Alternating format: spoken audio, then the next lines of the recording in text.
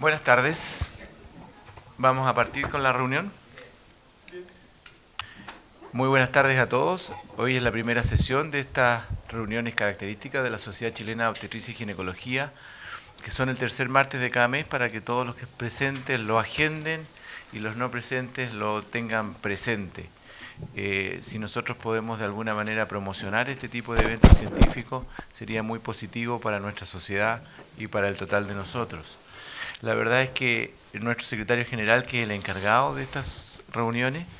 ha establecido un calendario que parece bastante atractivo para lo que es este año, y en ella básicamente tratamos de entrelazar nuestras actividades con todas las otras sociedades que de alguna manera han nacido al amparo de la sociedad chilena de ginecología y obstetricia.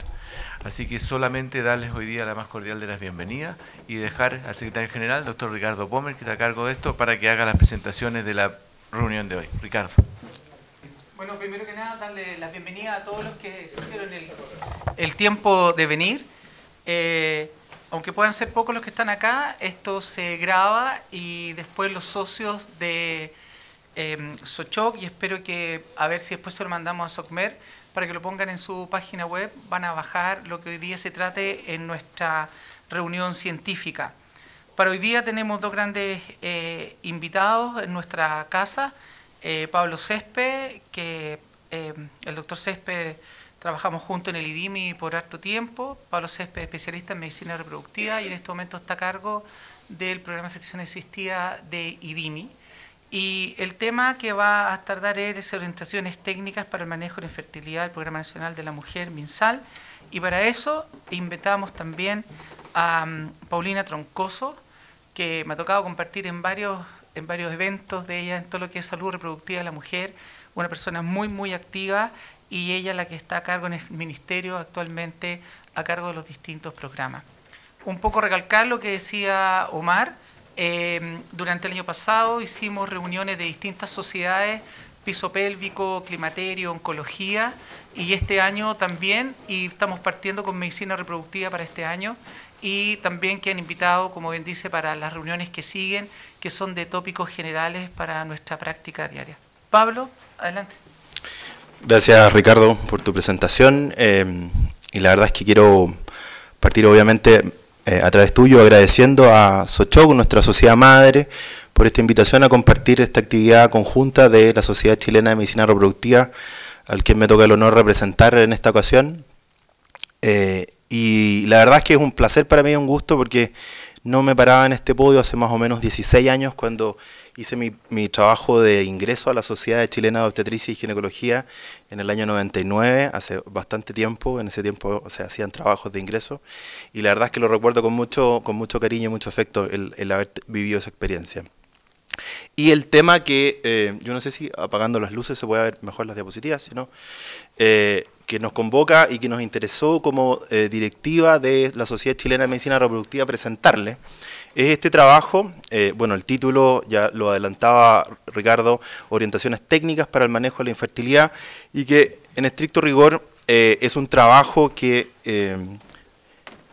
realizamos con bastante dedicación, pensando en lo que tenía que ser el enfrentamiento de esta pareja, que habitualmente estos jóvenes, o de las distintas edades que tú quieras poner en estas parejas, que se miran a los ojos enamorados creyendo que la vida viene muy fácil por delante y que el amor obviamente va a fluir, y no saben lamentablemente a veces estas parejas que para que eventualmente el milagro de la reproducción se pueda llevar a cabo, tienen que funcionar un montón de sistemas y estructuras que tienen que estar muy bien coordinados el uno con el otro, de modo que en base a esa coordinación y todas esas etapas obtengamos, por supuesto, un recién nacido, ojalá sano en los brazos. Y la verdad es que el hecho que estamos hoy día todos acá reunidos, probablemente sumados todas estas variables que se tienen que concatenar adecuadamente para que se realice un embarazo, la verdad es que es un verdadero milagro. Y la tarea era súper interesante y súper grande. La verdad es que el Ministerio de Salud hace bastante tiempo venía trabajando en esto que era el manejo y diagnóstico, básicamente a partir de una red integrada de salud en el sector público. Habían habido algunas actividades previas en los años anteriores buscando tener documentos de trabajo comunitarios, pero en el año 2012 el Ministerio considera que había que hacer un upgrade de todos estos intentos que habían quedado algunos un poco en el camino, a pesar de que se habían hecho grandes esfuerzos por integrar la red del sector público para la atención de las parejas infértiles, y este update básicamente buscaba entonces juntar en este caso al Ministerio de Salud, a la gente de FONASA, y por supuesto citar a un grupo de expertos para que pudiéramos colaborar con la tarea de generar unas guías clínicas. Inicialmente se manejó así, como unas guías clínicas, y que esta vez tenía además el agregado, y que obviamente lo hizo muy especial durante todo este trayecto, que era la representatividad que tenía un grupo, en este caso la asociación Queremos Ser Padres, la representación entonces que tenía Queremos Ser Padres de los pacientes infértiles. O sea, se integraba por primera vez a los grupos de trabajo el sentir y la mirada que tenían los pacientes, que finalmente son el objetivo de todo este esfuerzo, y obviamente eso enriqueció la discusión al interior de la mesa. La idea era cómo, finalmente, tener unidades de medicina reproductiva en red que permitiera el trabajo conjunto y que pudiéramos hacer lo mismo con una paciente que estaba en el norte, en Coquimbo, o en un hospital público de Santiago como el San Juan de Dios, o en el hospital de San Fernando, etcétera, etcétera. Y también, obviamente, el Ministerio de Salud, un ministerio que vela por la salud en todos los niveles, no solo la salud pública, sino que también fuera aplicable a lo privado y obviamente abarcara ambos ámbitos de la medicina. Y por eso es que el grupo de expertos se propuso como tarea tratar de integrar holísticamente todas estas miradas y que pudieran ser reproducibles a todos estos niveles. O sea, la idea era, este es el documento, bueno, así es formalmente el documento que ustedes en algún momento, y Paulina les podrá decir cómo acceder a él, el documento de trabajo, estas orientaciones técnicas, y que finalmente, les insisto, tenía la intención de englobar de una manera bastante holística la manera de enfrentar a la pareja infértil en Chile. Esto, por supuesto, es la labor de un grupo de trabajo. No voy a entrar al detalle uno por uno porque obviamente sería injusto, pero la verdad es que hubo un trabajo bastante extenso, tanto de los llamados por así expertos como los colaboradores de los equipos del MinSal, de FONASA y de los grupos que yo ya les había señalado con anterioridad. Una vez es injusto cuando se refiere a alguien en particular, pero yo hoy día quisiera hacer un especial reconocimiento a los doctores Cristian Campos y Javier Escalona, que fueron unos motores realmente incansables en poder llevar a cabo este documento de trabajo. Ellos representan también la mirada de las regiones. El doctor Campos está en Concepción en este momento implementando todas estas normativas en el Hospital Regional de Concepción, el doctor Escalona en el Hospital de La Serena, y la verdad es que aprendimos mucho de la mirada que ellos nos daban de cómo se vivía el manejo de la infertilidad en un hospital público regional que muchas veces no era ni siquiera parecido a un hospital público chileno, obviamente muy distinto de la actividad privada de las clínicas. Y también destacar la labor que hacía desde Valparaíso la doctora Chami con el doctor Escarela, también dándonos la visión que ellos tenían liderando un programa muy interesante en el nivel primario y con la reproducción asistida de baja complejidad, y que obviamente era un plus que se estaba desarrollando y también aprendimos muchos de ellos. ¿Cuáles fueron los objetivos que nos planteamos al elaborar este documento? Los pueden ver ahí resumidos. Básicamente la promoción de la salud reproductiva, de modo que esto no fuera solo terapéutica, sino que también fuera un componente de la visión moderna de lo que tiene que ser la salud hoy por hoy en todos los ámbitos que eso abarca, y eso incluye no solo la promoción de la salud, sino también la prevención primaria y secundaria de la infertilidad. De modo que, por ejemplo, también hubiera una labor en lo que era calidad de vida, aspectos generales de comorbilidad que hoy por hoy nos afectan, el tabaquismo, la obesidad, alteraciones metabólicas, etcétera, etcétera.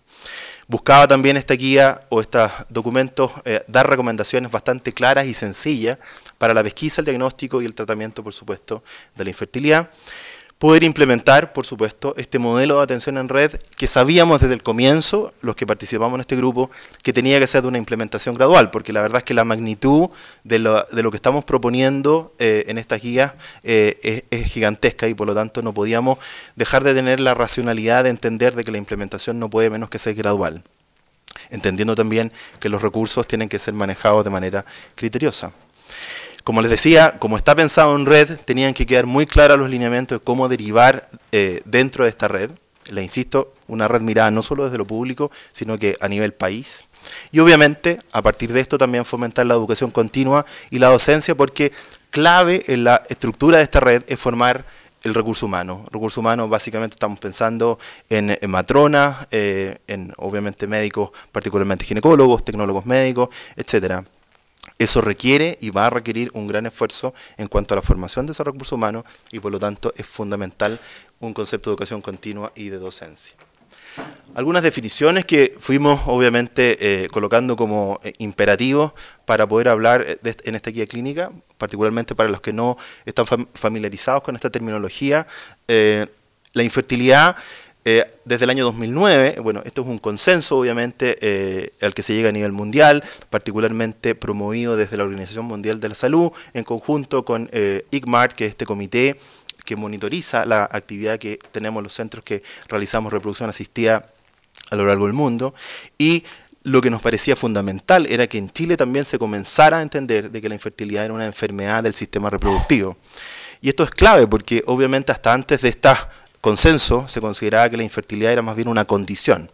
Y obviamente, como ustedes comprenderán, una condición eventualmente para una aseguradora de salud no es motivo de tener que cubrirla y no es hasta que es considerada una enfermedad que eventualmente se le puede dar el trato de tal y por lo tanto las coberturas de los seguros, tanto públicos como privados. Hoy por hoy,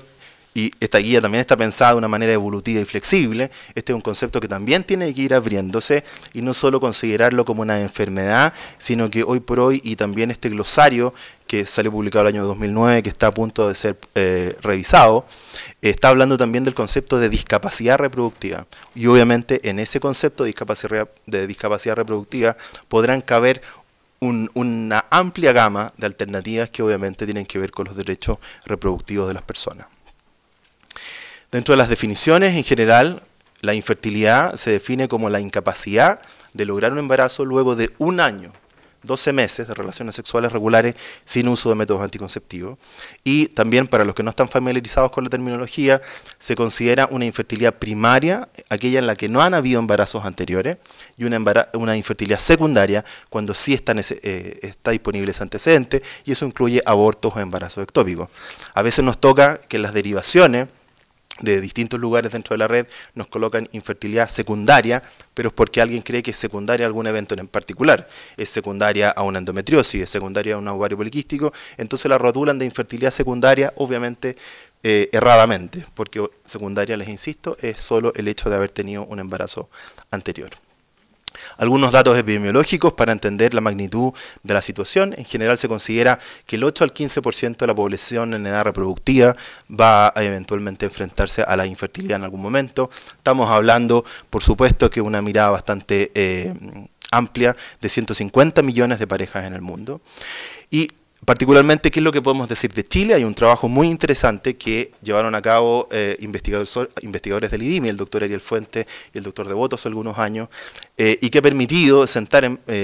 la única base, por así decirlo, epidemiológica para cálculos a nivel nacional de cuánta infertilidad sufre Chile, por así decirlo. Y estos investigadores, el doctor Fuentes y el doctor Devoto, llegaron en base a estudios de censos y preguntas puntuales que se hicieron en distintos censos, a determinar que en Chile había un 7,4% de parejas que estaban viviendo infertilidad. Las respectivas proyecciones, no voy a entrar en detalle las fórmulas de las cuales se utilizaron para llegar a estos números. Hacia el año 2012, el Departamento de Estadística del MinSal consideraba que estábamos hablando aproximadamente de 350.000 parejas, al menos en el sistema público, que deberíamos estar ofreciéndole servicios adecuados para cubrir, obviamente, esta infertilidad. Y de esta investigación de los doctores Fuentes y Devoto se llegó también a este número que calculaba que al menos un 4% de estas parejas iban a requerir en algún momento reproducción asistida, técnicas de reproducción asistida de alta complejidad. Básicamente estamos hablando de fertilización in vitro. Eso, en números muy sencillos, nos habla de 150.000 parejas, y este es un pequeño detalle epidemiológico, deberíamos ese número de 150.000 parejas distribuirlo en los 30 años que se calcula que es la edad reproductiva de una mujer, porque obviamente no van a acudir las 150.000 mujeres a buscar atención de reproducción asistida en un solo año, y eso sacó este número de 5.000 ciclos año. Chile debería estar haciendo 5.000 ciclos al año de reproducción asistida de alta complejidad, y los últimos números gruesos obtenidos desde la red latinoamericana y particularmente el registro chileno de reproducción asistida, estamos en el borde de los 2.000 ciclos en Chile. Y como ustedes podrán adelantarse a las conclusiones, de esos 2.000 ciclos, aproximadamente el 80% se llevan a cabo en el sistema privado de salud.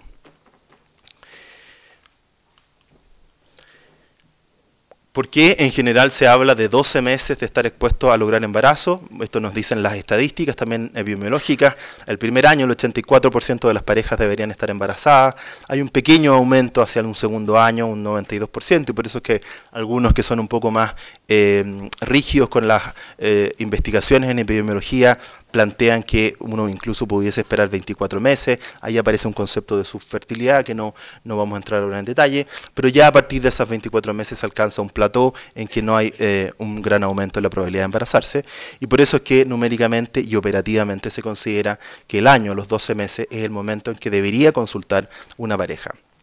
Pero, y es no por obvio, es evidente, hay parejas que eventualmente pueden que tengan antecedentes muy marcados de algún problema reproductivo, que por supuesto no le vamos a dar 12 meses de intentar embarazarse. Por ejemplo, un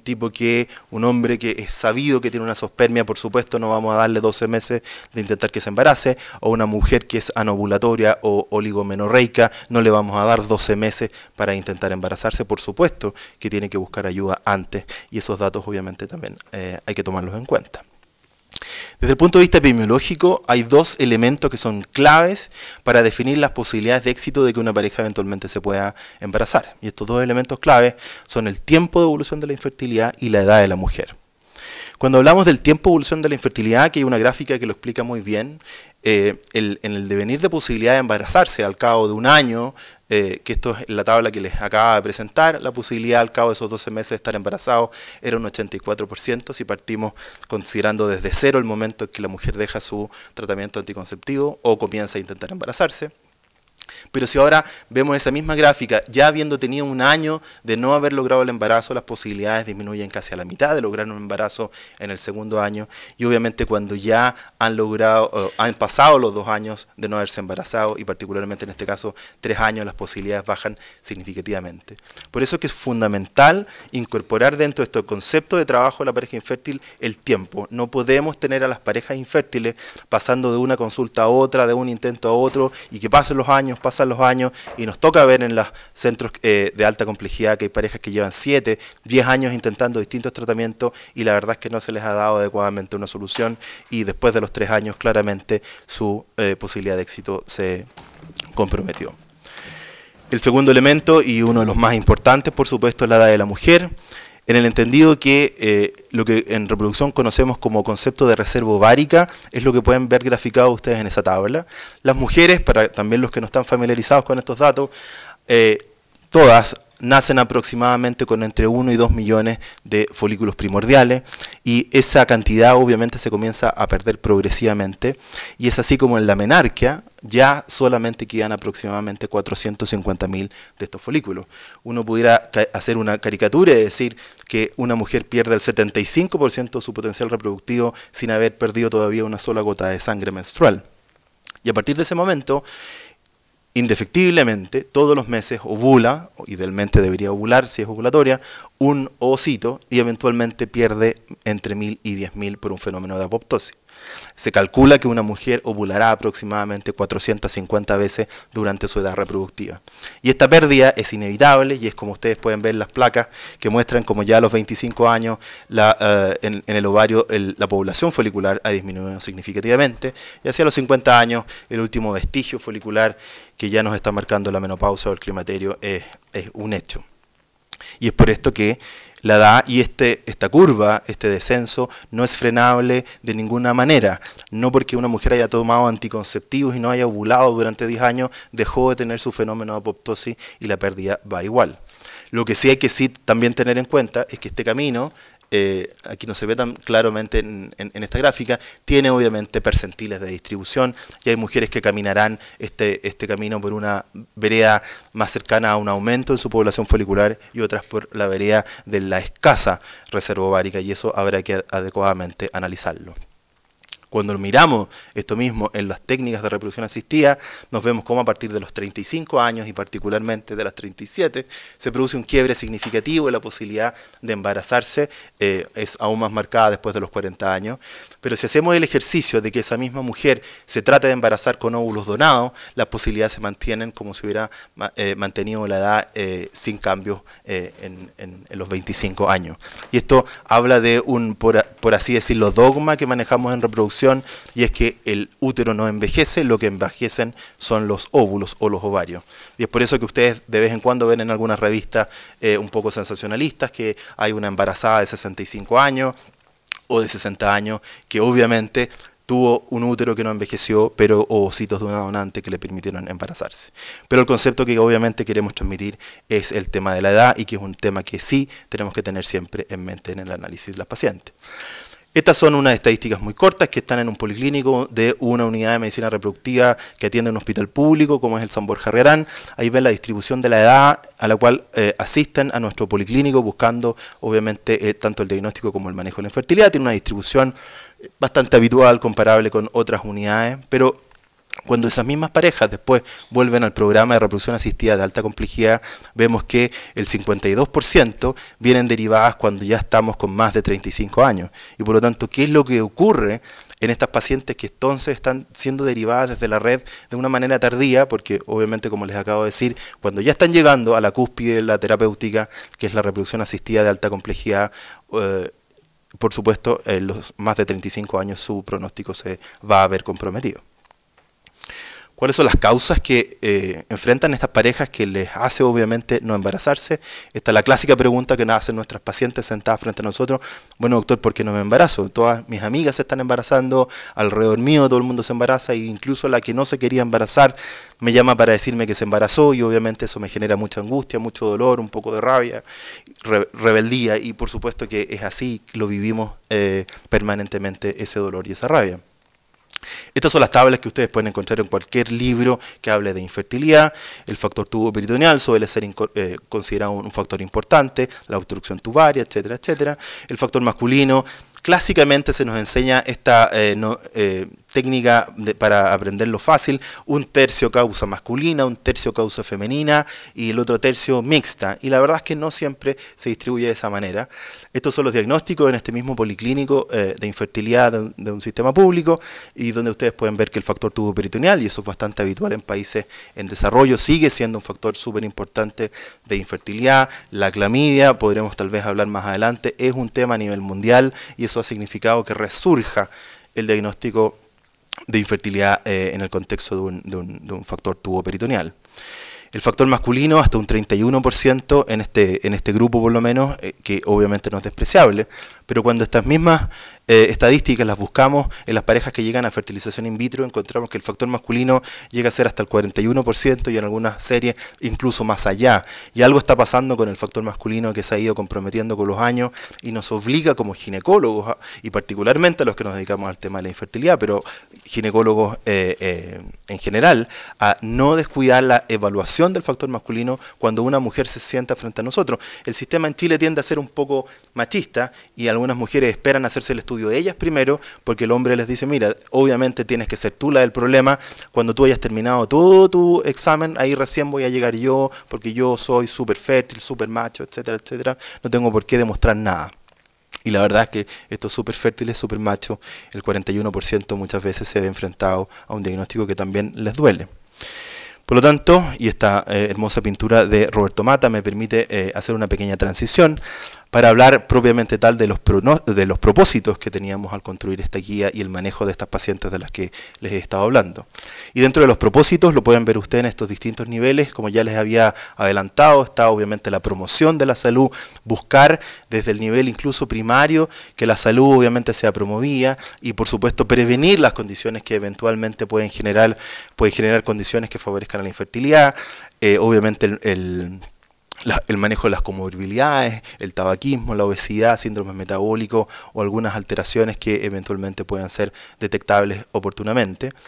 Este grupo de trabajo también se propuso que fuera incorporada la evaluación de la calidad de vida de estas parejas. Les adelantaba también que tienen una angustia gigantesca estas parejas, y obviamente hay que evaluar esa angustia, hay que ofrecer soluciones también para contener esa angustia, y es por eso que la mayoría de las unidades de medicina reproductiva, al menos de alta complejidad, cuentan con psicólogos que están dando aporte y soporte afectivo y psicológico a estas parejas.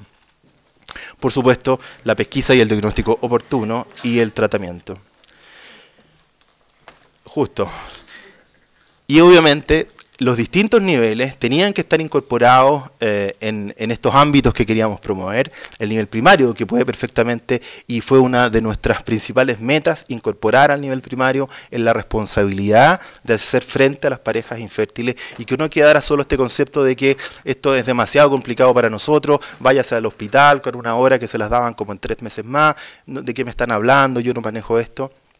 Viene obviamente un tremendo desafío de implementar, por supuesto, en el nivel primario las capacidades para hacerse frente a lo menos de lo que consideramos que el nivel primario perfectamente puede abarcar, que es promoción, prevención de salud, evaluar la calidad de vida a nivel donde está la gente, que los consultorios finalmente están cerca de la gente. Eso es el nivel primario, y por supuesto hacer una buena y pronta pesquisa y diagnóstico de la infertilidad.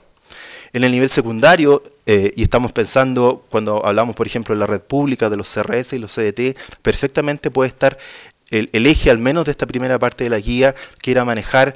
por supuesto, un muy buen diagnóstico, hacer un muy buen diagnóstico de por qué eventualmente esta pareja no puede embarazarse, y por supuesto también empezar a implementar a ese nivel terapia de baja complejidad, como puede ser la inseminación intrauterina, y obviamente hacerlo en el nivel secundario, que sería una muy buena instancia para realizarlo. Lo podremos analizar al final del punto de vista de la implementación. Y el nivel terciario, integrado adecuadamente con los niveles anteriores, trabajando muy de cerca, haciéndose cargo de la reproducción asistida de alta complejidad, por así llamarla, y también de la cirugía endoscópica ginecológica, que nos pareció como grupo que tenía que ser tocada adecuadamente, y planteada la autoridad que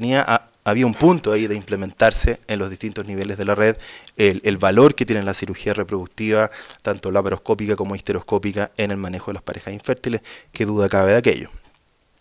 Por ejemplo, para el nivel primario, ahí pueden ver un adelanto, nos propusimos, y esto está muy claro en este documento, que una de las funciones claves que tenían que, por ejemplo, cumplir las matronas del nivel primario, eventualmente en equipo con los médicos generales, la promoción de la salud reproductiva, ya se los he repetido en reiteradas veces, la prevención de la infertilidad en estas comorbilidades o condiciones que pueden facilitar que una pareja caiga en esta condición. Por supuesto, hacer una pesquisa oportuna. Les había señalado que el tiempo era un factor pronóstico fundamental, y por lo tanto, mientras antes hacemos la pesquisa, y este documento incorpora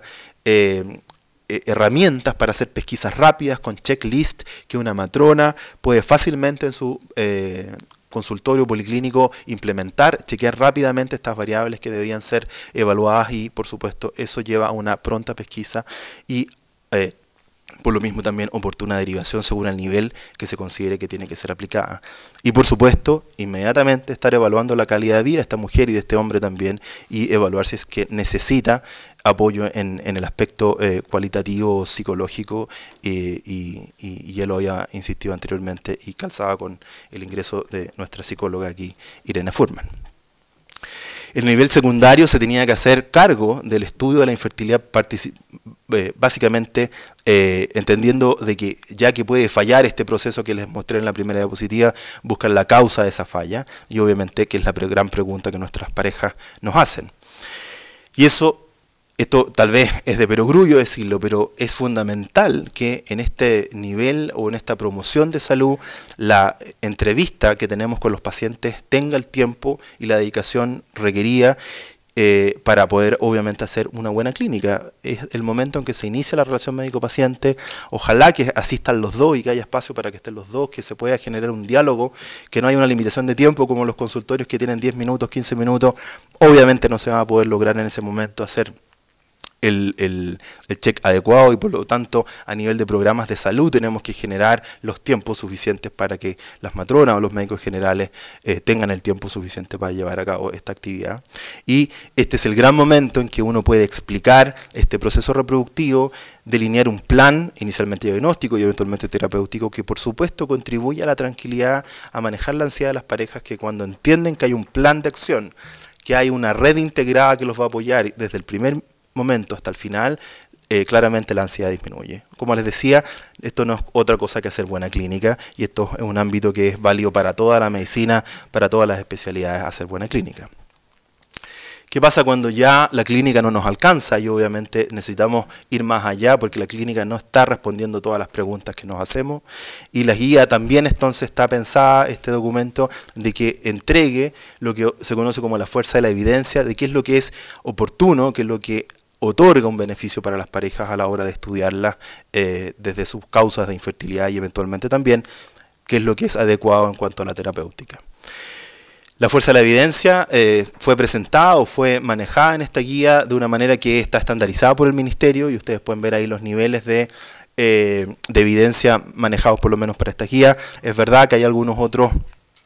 formatos y otras maneras de presentar las fuerzas de la evidencia y los grados de recomendación, pero esta es una manera en que el Ministerio está implementando en todas sus guías clínicas. Esta obviamente, y ustedes lo saben muy bien, no es la única guía clínica que el Ministerio está manejando. Hay guías clínicas en perinatología, en climaterio, etcétera, etcétera, y obviamente hay que tener un lenguaje común, y eso es lo que esta guía pretendió plantear. Y muy en la línea de lo que a nivel mundial se está haciendo, teníamos la experiencia de los ingleses en el Reino Unido. En el año 2004 había salido publicada esta suma de evidencia que los ingleses habían podido recolectar en un documento de más de 300 páginas y que realmente es casi una biblia de lo que es la evidencia en cuanto a medicina reproductiva, y se daba en el mismo momento, en el año 2012, que estaba a punto de publicarse la que es la actual guía del Reino Unido, que salió publicada en el año 2013. En el año 2012 nosotros tuvimos acceso a los bocetos que iban a transformarse en esta guía del 2013 de los ingleses, y nuestras orientaciones en cuanto a la evidencia están absolutamente en línea con lo que se plantea a nivel internacional en el manejo de la pareja infértil. Y este estudio inicial, si pudiéramos resumirlo de alguna manera, se podría limitar a 3 ejes o puntos principales. Definir si la mujer ovula o no ovula, evaluar cómo están los parámetros seminales de este varón, y eventualmente cómo está el factor tubario, que por vecindad y porque hoy por hoy cualquier centro tiene una ultrasonografía transvaginal disponible, por supuesto aprovechar de evaluar el útero. Históricamente uno guarda en la memoria, y a veces se le enseña a algunos alumnos de medicina, esto de los niveles del hipotálamo, la hipófisis, que es bastante engorroso y difícil de guardar en la memoria. Si los ginecólogos generales tuvieran que llevarse al menos una diapositiva de la presentación de hoy día del punto de vista del manejo de la pareja infértil, me gustaría que fuera esta diapositiva. Estos 3 elementos esenciales de alguna manera se correlacionan con el 85% de las causas conocidas de infertilidad, y lo más importante, que es que el evaluar estas variables y tratarlas es lo que se ha demostrado que realmente, y la evidencia lo soporta, tiene un resultado positivo para las parejas. En resumen, volviendo atrás, ovula o no ovula esta mujer, cómo están los parámetros seminales de este varón y el factor tubario y por vecindad del útero. En general, ovula o no ovula la paciente, hay una larga lista de alternativas para evaluar si una mujer ovula o no ovula, pero esta guía básicamente buscó destacar que en la sola clínica sabemos por distintos trabajos publicados que una mujer que sus últimos 6 ciclos han sido regulares, hasta el 98% de esas mujeres están ovulando adecuadamente. Por lo tanto, solo una pregunta clínica en cuanto a su ciclicidad ya nos puede orientar si está ovulando o no está ovulando, pero hoy por hoy han quedado atrás estas antiguas maneras de evaluar la ovulación, como era la curva de temperatura y los cambios del moco, y por supuesto hoy por hoy se promueve la utilización de progesterona en fase lútea media, eventualmente determinación del LH con kit urinarios, eventualmente puede ser en plasma, aunque es un poco más engorroso, y el seguimiento folicular ecográfico. La verdad es que el seguimiento folicular por ultrasonografía transvaginal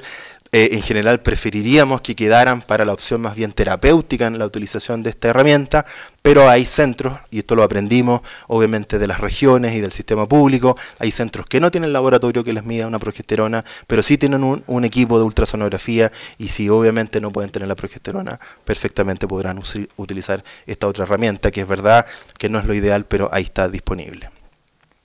Por supuesto que se habla que el gold estándar es la laparoscopía, pero no todos pretendemos tener la fortuna que tuvo Jacques Donné de tener esa fotografía en el momento en que justo se estaba ocurriendo la eclosión de un ovocito, y por supuesto que no puede ser sugerida como método diagnóstico una laparoscopía para saber si una mujer ovula, a pesar de que en muchos libros bastante prestigiosos aparece.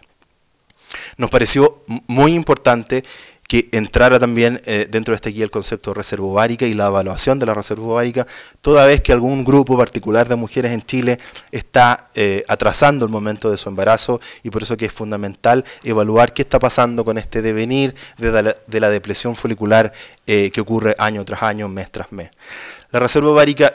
normalmente o históricamente se evaluaba con la medición de FSH y estradiol en fase folicular temprana del ciclo, ojalá los 3 primeros días, y normalmente se ha utilizado como punto de corte una FSH por sobre los 10.000 unidades, particularmente con un estradiol alto sobre 75, como una señal de que esta mujer eventualmente está teniendo una reserva ovárica disminuida. Lamentablemente, este examen, que es verdad que está bastante disponible y fácil de encontrar, no siempre los laboratorios tienen kit adecuados para determinarlo de la manera precisa. Algunos resultados son difíciles de analizar en el contexto y lamentablemente, y eso está bastante demostrado, se altera demasiado tardíamente en la vida de una mujer como para utilizarlo como un método de alerta de una reserva que está disminuyéndose. Desde la reproducción asistida hemos tratado de encontrar algún test o algún método un poco más funcional que nos permitiese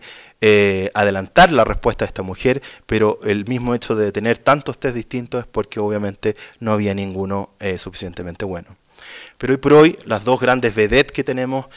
para la evaluación de la reserva ovárica son el conteo de folículos antrales hecho por ultrasonografía y las mediciones de hormona antimileriana. Son los métodos que mejor correlación estadística hemos podido encontrar hoy por hoy, particularmente y por así decirlo específicamente en el ámbito de la reproducción asistida, en cuanto a cómo eventualmente también una mujer responde a una estimulación al ir a una fertilización in vitro.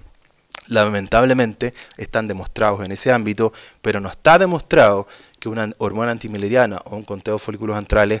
pueda predecir que una mujer tiene posibilidades adecuadas o no de embarazarse, y por lo tanto hay que tener también esa distancia a la hora de solicitar este tipo de test hoy por hoy. Siguiendo con el estudio funcional, la otra variable importante, al menos en el lado de la mujer, era el factor tubario y obviamente el útero. Tenemos herramientas muy interesantes para evaluarlo. Clásicamente se ha utilizado la histerosalpingografía, complementada con la laparoscopía. Tenemos, por supuesto, ya lo decíamos, la ultrasonografía, que está prácticamente en todos los lugares disponible, con test complementarios y por supuesto la histeroscopía. Y hoy por hoy sigue la evidencia soportando de que la histerosalpingografía es un muy buen método de tamizaje inicial, particularmente en pacientes sin factor de riesgo. Cuando hablamos de pacientes sin factor de riesgo, hablamos obviamente de pacientes que no tengan antecedentes de enfermedad inflamatoria pélvica, que no tengan cirugías en el ámbito pélvico no ginecológicas, como puede ser una apendicitis o una peritonitis apendicular, y particularmente cirugías en el ámbito ginecológico, mujeres que han sido operadas de lesiones quísticas ováricas, muy especialmente mujeres operadas de miomectomía, que generan reacciones adherenciales bastante severas y que comprometen las trompas. Y obviamente en esas mujeres con factor de riesgo conocido, lo que uno debería hacer es inmediatamente pasar a la laparoscopía. Insisto, el concepto que esta guía entrega es que histerosalpingografía, método de tamizaje inicial sin factor de riesgo, con factor de riesgo uno perfectamente puede pasar directamente a la laparoscopía. No vale la pena entrar en detalle, obviamente, de todas las ventajas que tiene finalmente la laparoscopía, no tanto lo diagnóstico, sino que también en lo terapéutico, lo mismo la histeroscopía. Los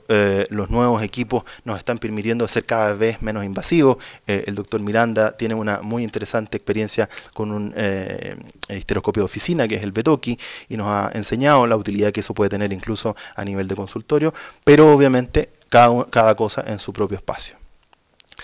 Lo mismo, eventualmente, una simple ultrasonografía, un equipo de ultrasonografía, si uno le agrega una sonda, eventualmente no necesita una sonda tampoco muy especial. Hay gente que incluso lo hace con sondas nasogástricas, instila solución fisiológica y puede evaluar perfectamente la cavidad uterina. Y hay algunos que le agregan, hay un pequeño batido a esta solución fisiológica y las burbujas pueden permitir ver las trompas. Esta guía se abre a la posibilidad que la tecnología va cambiando y que eventualmente pueden aparecer nuevos equipos. ¿Para qué decir lo que es la contribución hoy por hoy que está haciendo la ultrasonografía 3D, 4D, y que tal vez el día de mañana con un solo instrumento vamos a poder evaluar completamente tanto útero, trompa, recuento folicular, actividad ovárica, etcétera, etcétera? Pero, les insisto, esta guía se abre a la posibilidad que aparezcan nuevas tecnologías. Esta es una guía que debe, por supuesto, actualizarse en el tiempo, pero hoy por hoy la evidencia no soporta de primera línea, obviamente, la implementación de este tipo de herramientas. ¿Qué pasa con el factor masculino? Les insistía que tenemos la responsabilidad de no olvidarnos de que el varón eventualmente pudiera ser el responsable de la infertilidad de esta pareja, y eso tiene que ser evaluado. ¿Qué es lo que dicen hoy por hoy todas las normas a nivel mundial? Que si usted tiene un espermiograma, solicita un espermiograma y el resultado es normal, puede dejar perfectamente el estudio hasta ahí desde el punto de vista masculino, y es considerado que tiene una suficiente sensibilidad y especificidad para poder quedarse tranquilo si el resultado es normal, de que no es ese, o por lo menos por ahí no va en una primera etapa la principal causa de infertilidad. Los especialistas presentes hoy día en la sala podrán decirme que hay una serie de variables no evaluadas en el espermiograma y que habría que tomarlas en cuenta. Eso es verdad, pero estamos pensando en el estudio inicial, no estamos hablando de un estudio en mayor profundidad. Por lo tanto, insisto, si un espermiograma está normal, el estudio está ok hasta el momento. Pero no puede ser cualquier espermiograma normal. Tenemos la labor de que los espermiogramas que solicitamos para parejas infértiles sean realizados en laboratorios debidamente acreditados y que utilicen el manual de procedimientos de la OMS, publicado o actualizado en este caso en el año 2010, y que nos pone una serie de requisitos para que esos laboratorios cumplan adecuadamente con la manera de informar un espermiograma. Les puedo adelantar que un espermiograma que dice que el 90% de los espermios son de aspecto morfológico normal, inmediatamente es para botarlo a la basura. No, eso no existe en la especie humana, ni siquiera para un ginecólogo.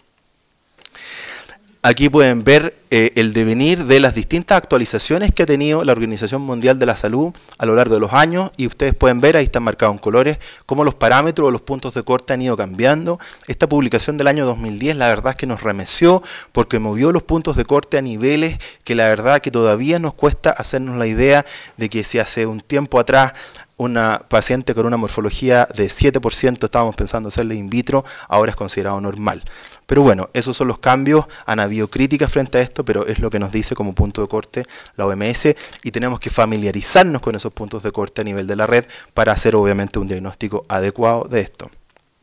Algunas palabras muy cortas. Algo nos está pasando a los varones, y esto es a nivel mundial, con la calidad de nuestros espermatozoides. En esa gráfica que les muestro ahí es un trabajo de un mismo analizador de muestras que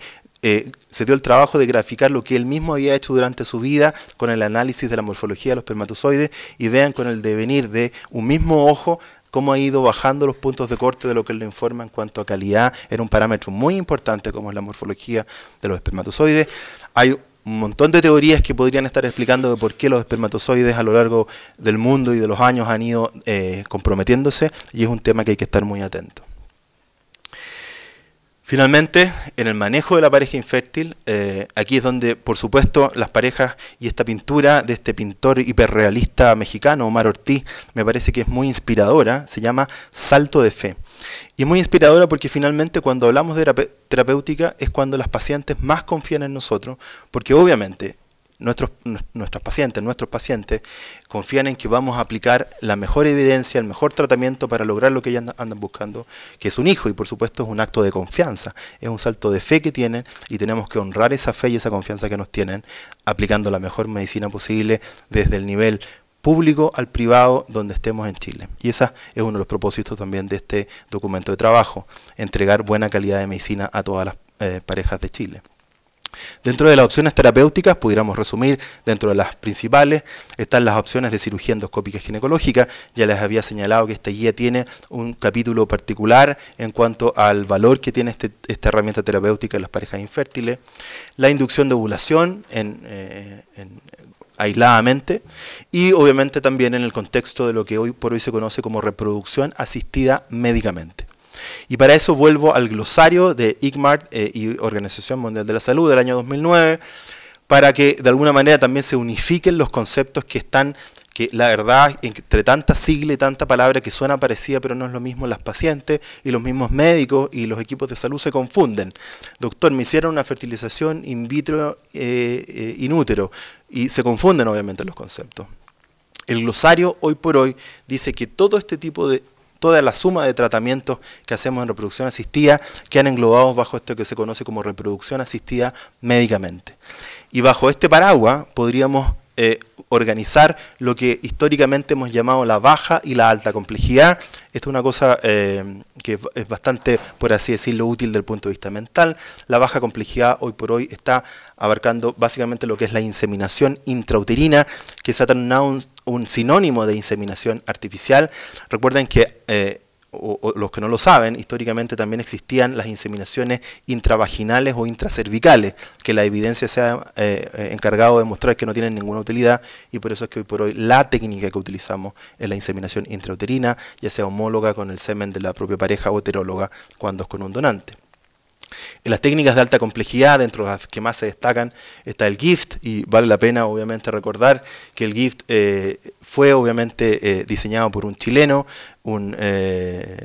destacado miembro de la Sociedad Chilena de Medicina Reproductiva, como es el doctor José Balmaceda, que está presente hoy día con nosotros, y obviamente nunca está de más hacer un pequeño homenaje a esa capacidad de inventiva y creatividad de una técnica que fue conocida a nivel mundial y tuvo un impacto mundial en las técnicas de reproducción asistida. Por supuesto, la fertilización in vitro, el ICSI, esta inyección intracitoplasmática de espermatozoides que apareció como técnica allá en la medianía de los años 90 como gran herramienta para el factor masculino, y todo lo que hoy por hoy deriva de la criomedicina, ya sea en vitrificación de ovocitos, embriones, gametos, etcétera, etcétera. Pero particularmente esta guía, al menos hasta esta etapa, y la etapa que está publicada actualmente, se centró en la inseminación intrauterina, cómo eventualmente acceder a que esta técnica, que básicamente es seleccionar espermatozoides, colocarlos con un catéter en un momento preciso, espermatozoides seleccionados debidamente por un proceso que obviamente no voy a entrar a detallar, podemos aplicar a una pareja. Las indicaciones, básicamente, y eso está bastante claro en la guía, en el caso de las mujeres, son mujeres que eventualmente tienen anovulación, que va a requerir combinadamente estimular la ovulación más una inseminación. Pacientes con endometriosis en sus primeras etapas, grado 1 y grado 2, pero por supuesto teniendo a lo menos una trompa permeable. Y en el caso de las indicaciones masculinas, las oligo, que tienen que ver con baja cantidad, asteno, que tiene que ver con lentitud en la movilidad, y terato, alteración de la morfología, zoospermias leves y moderadas. Eventualmente también hombres con incapacidades de depósito de semen en la vagina, ya sea por hipospadia o alguna otra alteración de la eyaculación, y lo que también conocemos de una manera bastante genérica como la infertilidad sin causa aparente. Básicamente esta inseminación o este seguimiento se plantea que puede ser estimulada la ovulación, ya sea con tabletas, con pastillas o con inyecciones. Con una ecografía transvaginal vamos a seguir el desarrollo de este folículo, y cuando llega a los tamaños que obviamente son los indicados, gatillamos la ruptura folicular para proceder a la inseminación. Esto está bastante bien detallado en la guía clínica, no voy a entrar mucho en detalle en aquello, pero sí también nos parecía importante recordar de que el 80% de los éxitos o de los embarazos logrados con esta técnica se alcanza en los primeros 3 ciclos de inseminación intrauterina. Y por eso que era importante que también como política nacional y como indicación en general a la terapéutica habitual, tratáramos de concentrar los recursos en 3 ciclos, porque la verdad es que las tasas de posibilidad de embarazo clínico no son todo lo que quisiéramos con una inseminación, aproximadamente un 12% si resumiéramos las distintas experiencias nacionales e internacionales, y al cabo de 3 ciclos tenemos una tasa acumulativa de un 34%. Esos son los números reales. En algunos lugares aparecía que con 3 inseminaciones podíamos tener entre un 50 y un 60% de las mujeres embarazadas, y eso no es real. Y por eso que también es importante, tanto para desde el grupo experto, comunicarle a la autoridad y obviamente a los distintos grupos de pacientes y otros colegas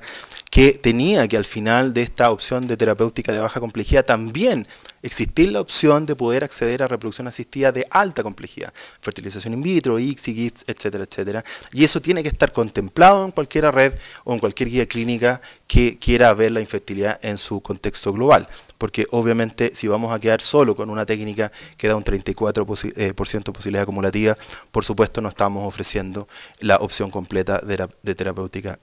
a las pacientes.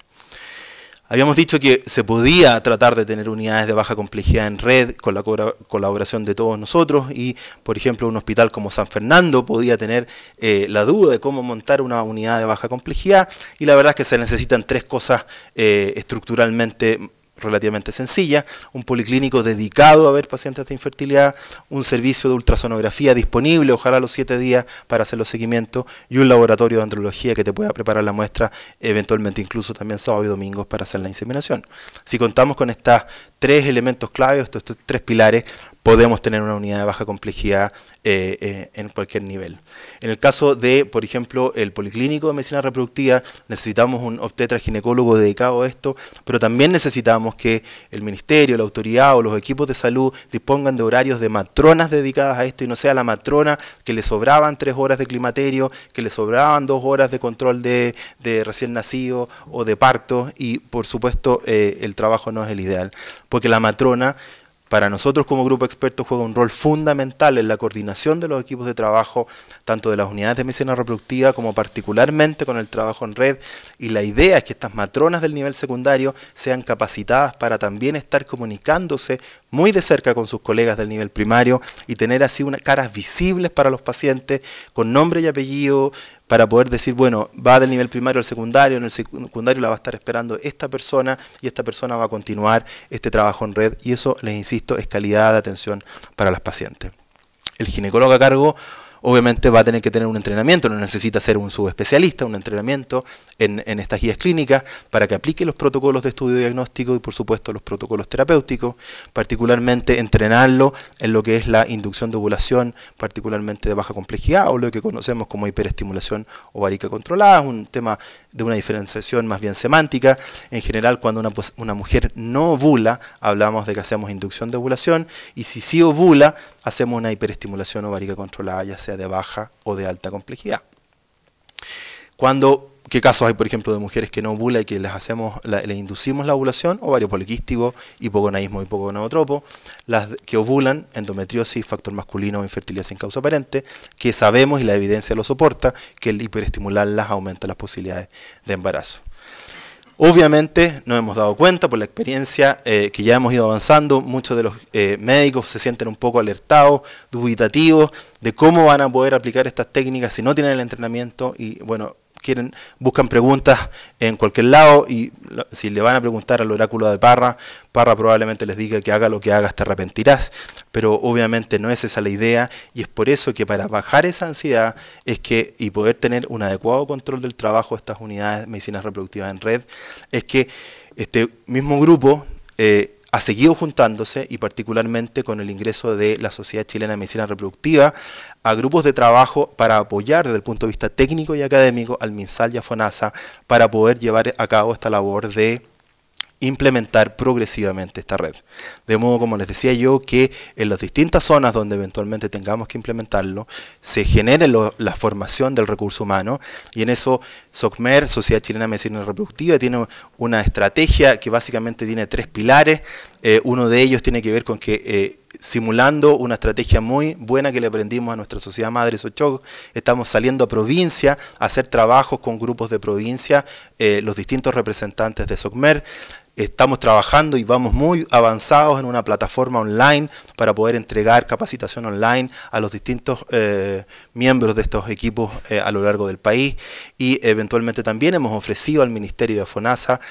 nuestros centros, todos los centros que están a lo menos representados en la directiva y son socios de SOCMER, generosamente se han ofrecido para recibir gente, para entrenarla, ya sea en los laboratorios, a matronas, a psicólogas, a ginecólogos, por supuesto, para generar este trabajo que es de, ya les decía, una gran envergadura,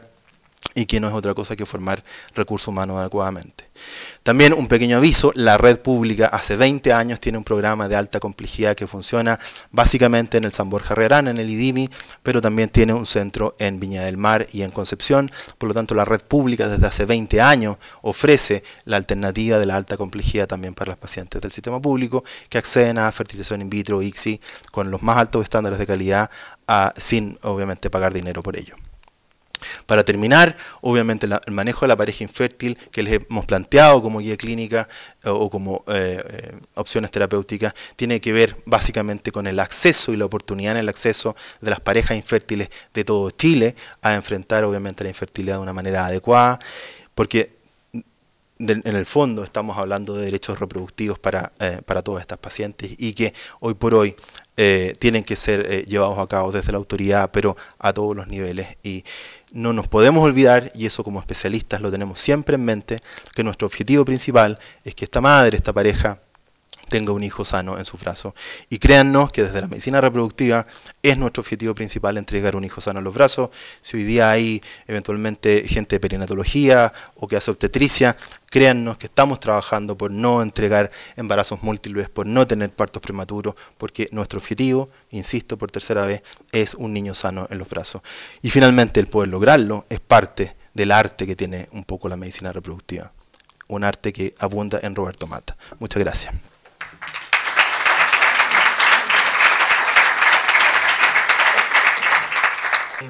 Gracias, Pablo, por tu presentación. ¿Se abren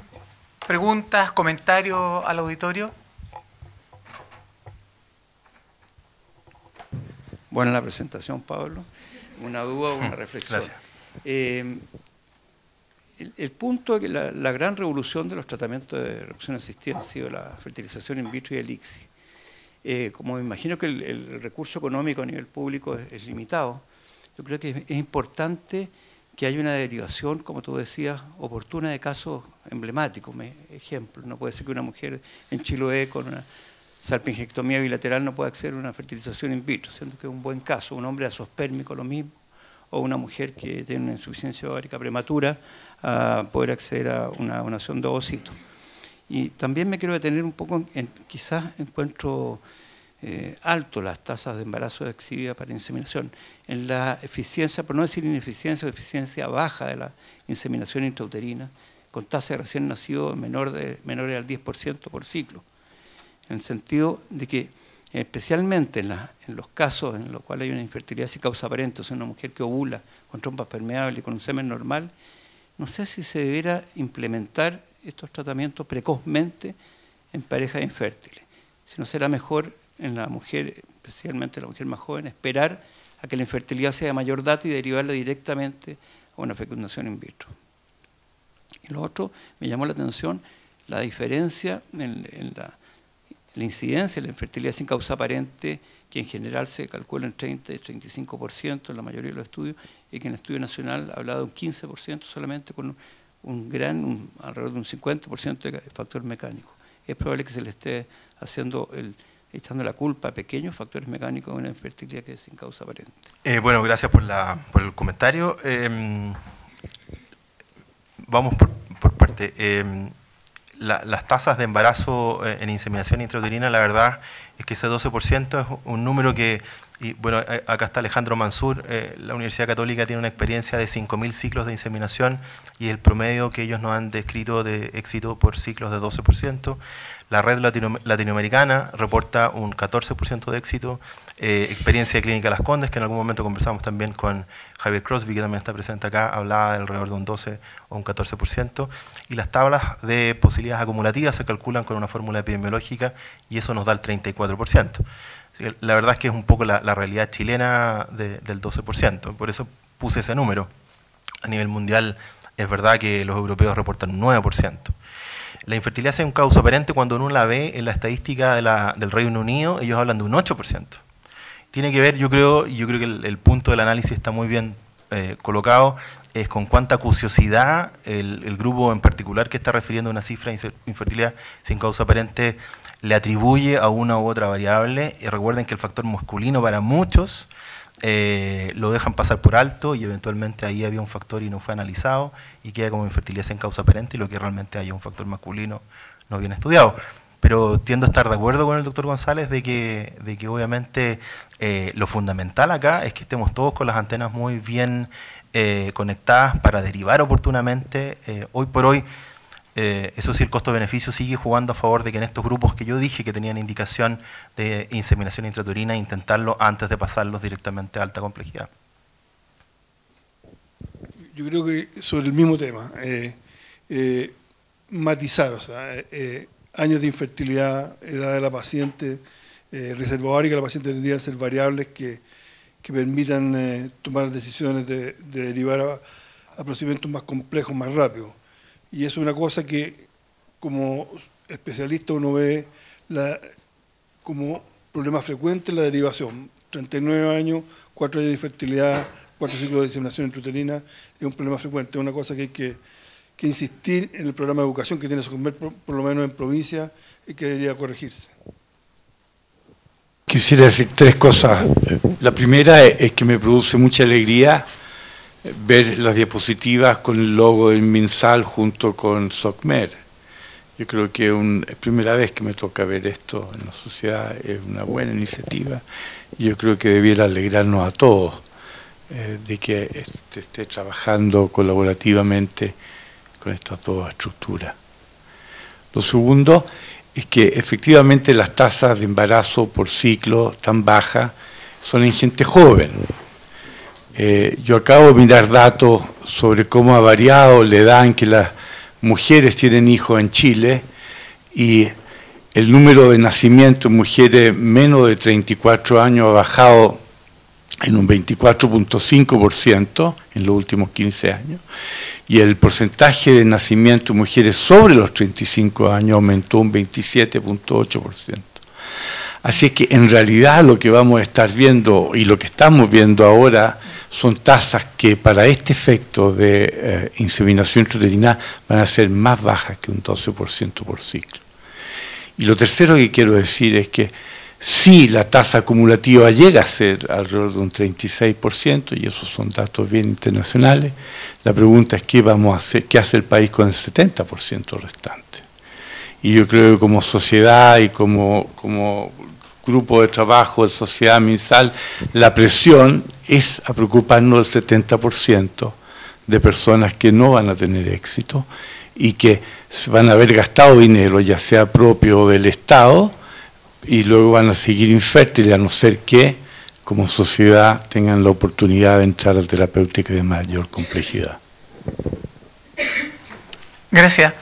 Yo quisiera hacerle una pregunta a la doctora un minuto antes. Un poco hace tiempo cuando se trabajó en esta clínica, o sea, en esta guía, o como queramos, quedó yo creo un documento bastante sólido sobre diagnóstico y qué hay que hacer. La pregunta es si en la implementación de lo que hay que hacer se ha trabajado en algo más, porque lo que dice Fernando es cierto, pero por lo menos lo que uno escucha a los pacientes es que aunque el gobierno anterior y mantuvo este programa de inseminación intrauterina, no sé si se cumplieron que se hicieran las inseminaciones, pero había que hacer por una primera etapa, que era el diagnóstico. Y lo que uno escuchaba era, sobre todo, voy a hacer en provincia, y yo creo que no solo en provincia, está el doctor Führer, recién lo vi por acá, el doctor Führer, que está en el hospital, Hospital San José.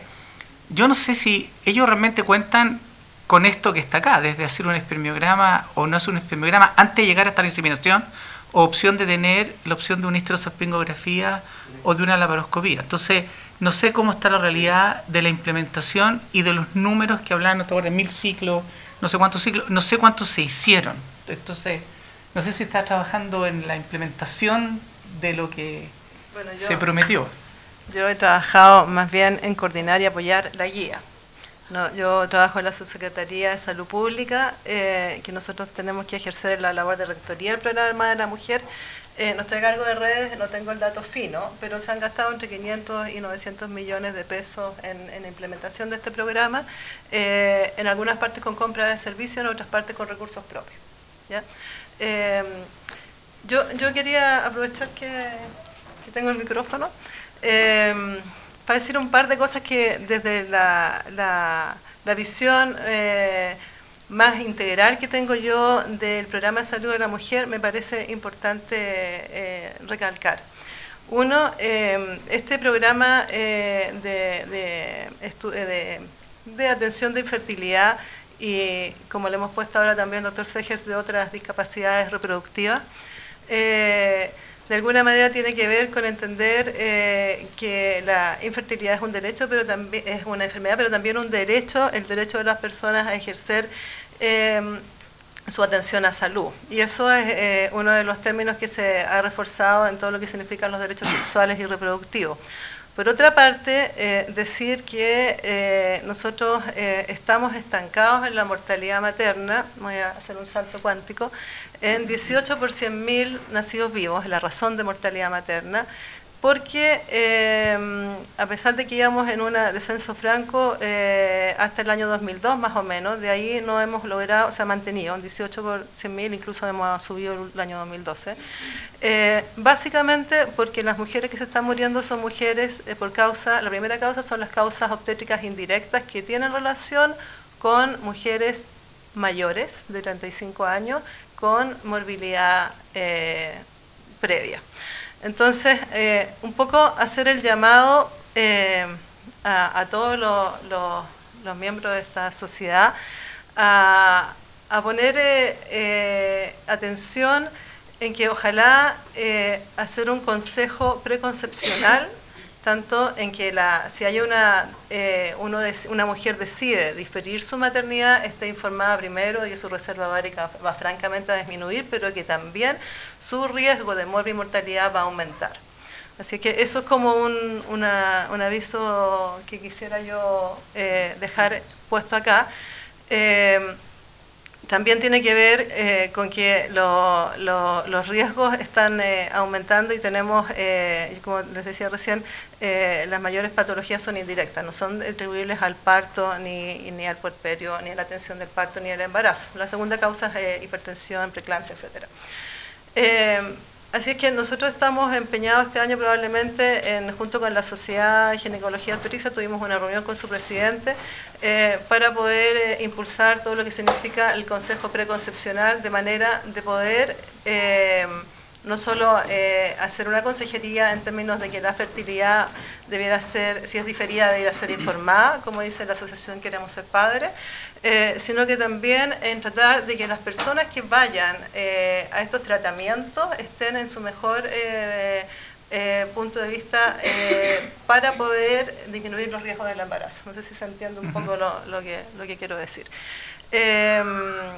Entonces, eso es una de las cosas que como ministerio se han visto que ha cambiado el perfil de la mujer que se embaraza hoy día. Yo creo que tiene que ver mucho con las pocas posibilidades que hay, a pesar de que se aumentó el prenatal, etcétera, para que la mujer que trabaja pueda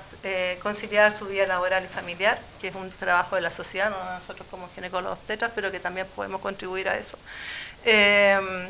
Pero ha cambiado claramente el perfil de, como decía el doctor Sergio, hoy día han disminuido los embarazos en las mujeres en edad fértil, donde están mejor preparadas, y han aumentado en las mujeres en mayor edad. Bueno, dicho esto, el Ministerio tiene recursos limitados, el Estado tiene recursos limitados, todos lo sabemos, pero hay un esfuerzo cada vez lento, pero sostenido, en tratar de implementar, con hartas falencias que han habido, este subprograma, digamos, del programa de la mujer. Nosotros estamos empeñados en sacar esta guía, que le pusimos ahora, para que ustedes sepan, guía para el estudio del tratamiento de la infertilidad, porque el año pasado, en la administración pasada, salió solamente la de baja complejidad, hubo un impasse. Y en esta administración entendimos, según las reuniones que tuvimos con los expertos de la SOCMER, que esto no se podía parcializar en baja y alta complejidad, y logramos recuperar las confianzas y tener una sola guía, que ya fue, para que ustedes sepan, está avisada por el departamento jurídico, que es lo más difícil en el ministerio.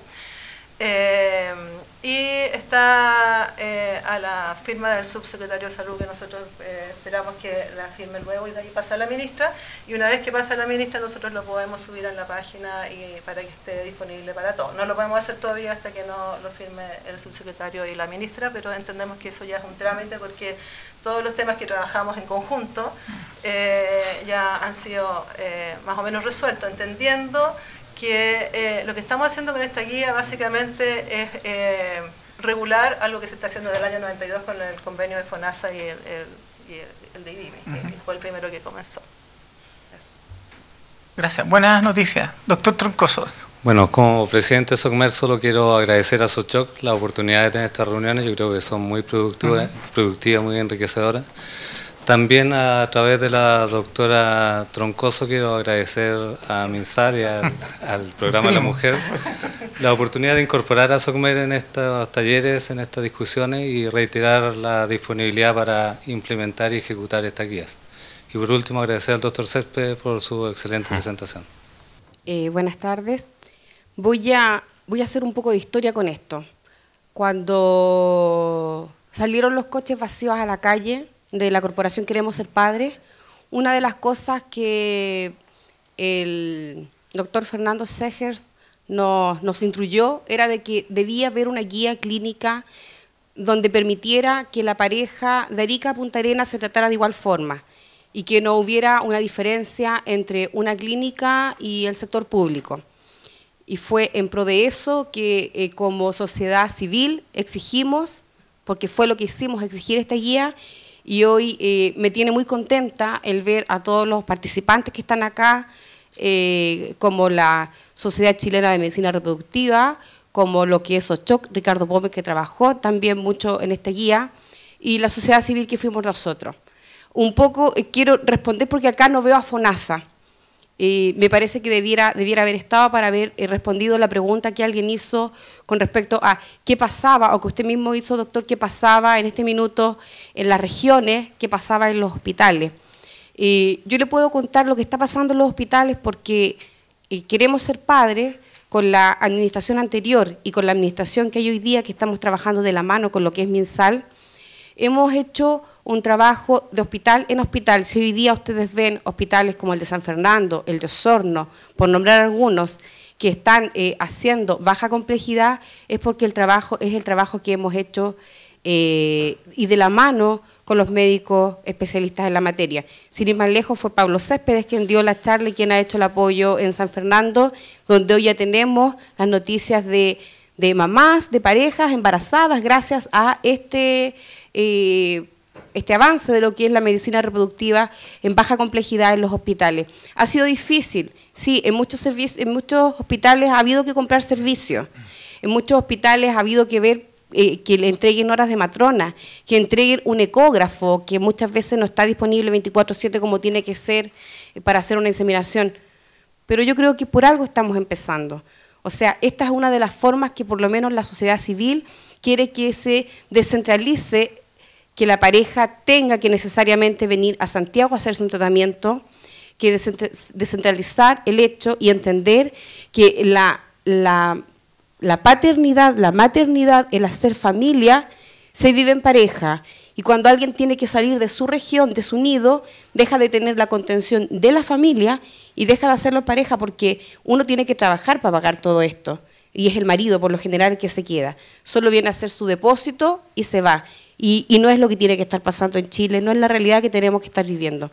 Así que quiero agradecer el trabajo que se ha hecho. Sé que estas guías van a salir prontamente porque ya pedimos la reunión con la ministra, exigimos que se entregara esta firma y estamos muy contentos de no haber aceptado en la administración anterior de que nos hubieran dividido esta guía en dos partes, porque la infertilidad es una sola. O nos va a tocar baja, o nos va a tocar alta, o nos va a tocar quedarnos con los brazos vacíos. Pero al menos vamos a tener la conciencia de que las parejas infértiles en Chile, las 350.000 y más, luchamos por nuestro derecho. Porque si hoy en día se invierten 10.000 millones de pesos en prevención de la natalidad en Chile, que me parece bien, es absurdo que se inviertan 1.500 en los que queremos ser padres y no podemos serlo. Eso quería agregar. Bueno, un poco para ir cerrando la reunión de hoy, como Sociedad Chilena de Obstetricia y Ginecología queremos decir que estamos profundamente contentos de haber traído el tema de esta naturaleza y en esta manera. Y es importante que nosotros sepamos que este es un trabajo transversal, así como ha trabajado SOCMER de la mano de SOCHOC en la creación de esta guía.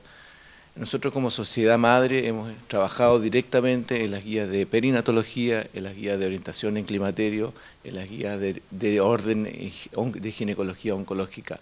Es la razón de ser de la sociedad tratar de instrumentalizar y lograr que los mejores profesionales participen en cada una de estas cosas, porque lo único que nos interesa es el beneficio de la salud de nuestras mujeres. Cumplimos 80 años como Sociedad Chilena de Obstetricia y Ginecología. Nuestro lema es por la salud de la mujer y eso es lo que nos motiva a estar aquí. Y es por eso que estas reuniones las vamos a seguir extendiendo con las otras sociedades, porque la idea es que sepamos lo que se está haciendo en todas y cada uno de los sectores en pos de la salud de la mujer en nuestro país.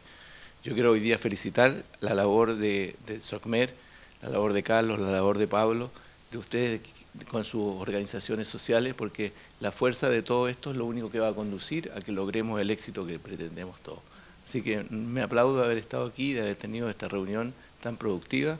y un saludo especial a los expositores por su presentación. Muchas gracias. Ok, se levanta la sesión. Muchas gracias.